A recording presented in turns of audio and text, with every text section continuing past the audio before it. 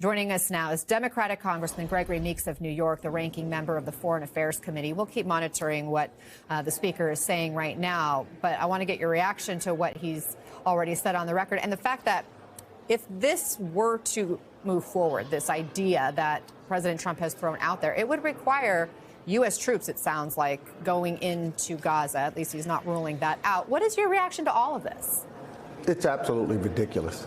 It is something that I think on its face is contradictory of what the presidents have even said. You know, as you said, sending troops into Gaza, American troops, does not make sense.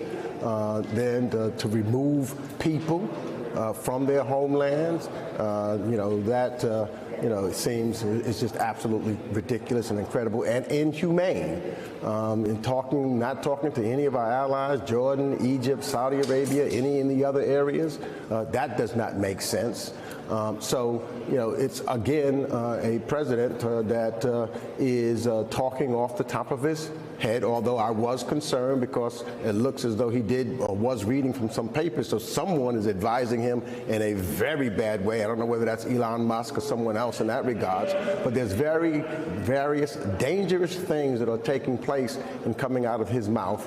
This is one of them, to say that the United States is going to just take over Gaza and you're going to see luxury condos and things of that nature, not thinking about the group of people when it's their homeland and how we're working collectively together to make and have a two-state solution so that we can have a real peace in the Middle East.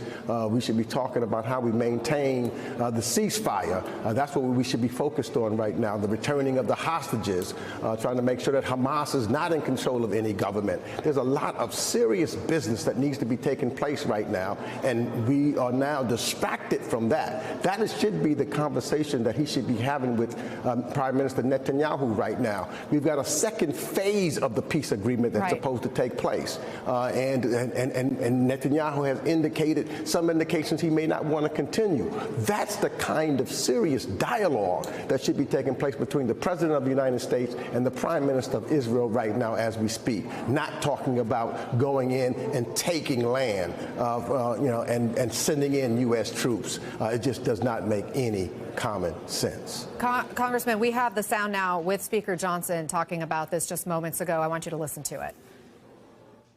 But yesterday, I think, was greeted by surprise by many, but cheered by, I think, people all around the world. Why? Because that area is so dangerous, and he's taking bold, decisive action to try to ensure the peace of that region.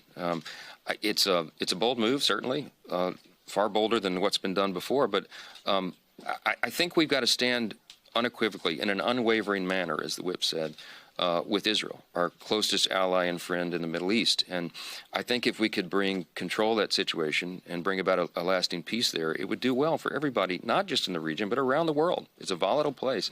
And I think the strong and decisive move is an important step in that regard, as was noted earlier. So he talks about it in very positive terms. I thought MAGA was almost synonymous with America First. And so we hear that then from Johnson. We saw a tweet from Republican Congresswoman Nancy Mace posting, "Let's turn Gaza into Mar-a-Lago." And, of course, some of these same members were against aid for Ukraine, but they're willing to go along with this?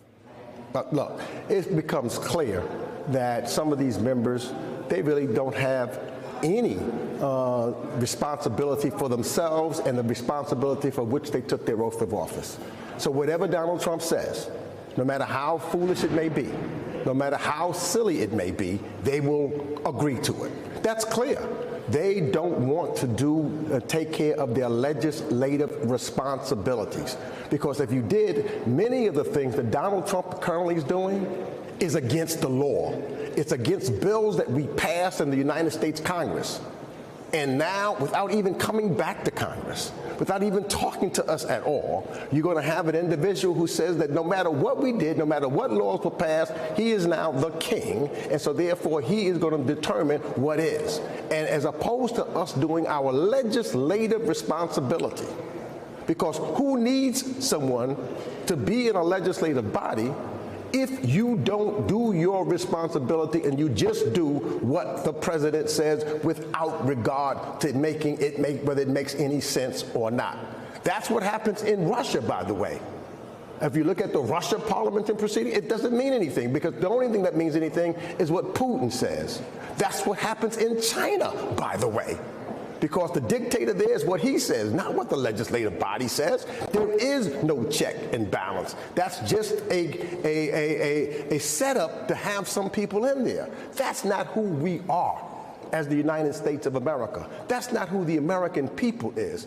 American people understand that we can't have an Elon Musk going into our records, getting into our privacy with a 19-year-old. It's national security interest to us and to everything that we stand for as members of the United States Congress and as people and citizens of the United States of America. Congressman, let me ask you more about Elon Musk here. I know you were among House ranking members who wrote a letter to the president asking for information on potential DOJ access to classified information in the Treasury Department. Can you walk us through what you're hoping to find out?